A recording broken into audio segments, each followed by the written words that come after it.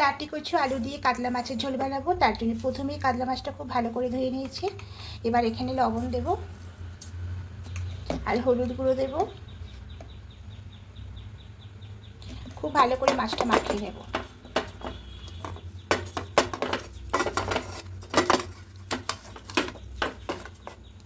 খুব ভালো করে মাখিয়ে নিয়েছি।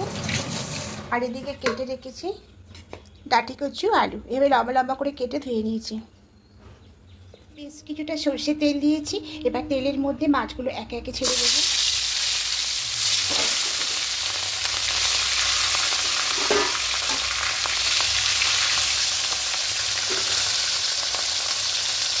মাছটা উল্টে নেব।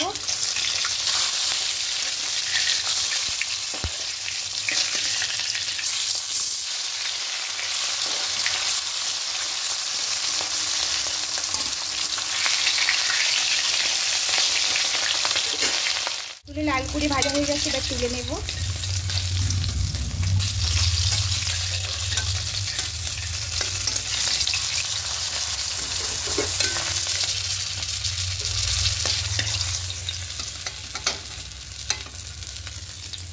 এবার এই তেলের মধ্যে টমেটো আর পেঁয়াজ কুচিটা দিয়ে দেব।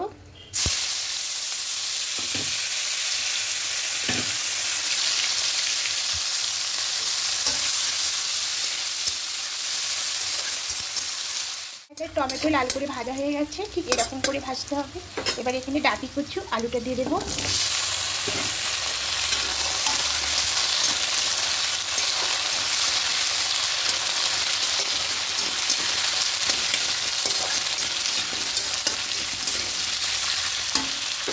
হালকা একটু লাল করে ভেজে নেব। লাল করে ভাজা হয়ে গেছে, এবার এখানে দেবো আদা, কাঁচা লঙ্কা, রসুন পেস্ট দেবো।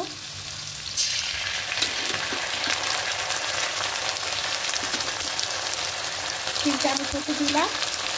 এবার দেবো ধনিয়া গুঁড়ো, জিরে গুঁড়ো,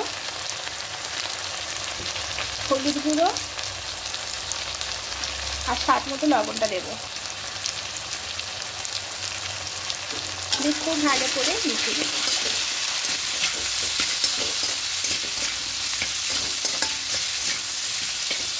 আদা, রসুন, কাঁচা লঙ্কা পেস্ট আর সমস্ত গুঁড়ো মশলা দিয়ে খুব ভালো করে একটু 2-3 মিনিট একটু কষিয়ে নেব।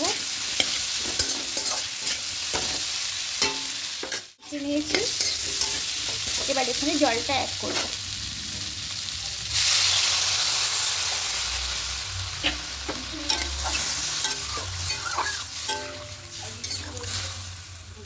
এবার ঢাকা দিয়ে দেব।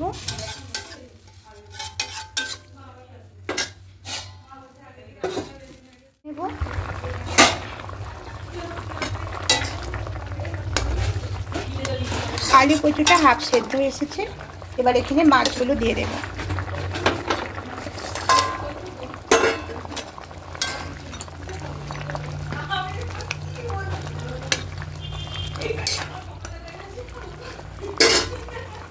এবার ঢাকা দিয়ে আরও কিছুক্ষণ রেখে দেব।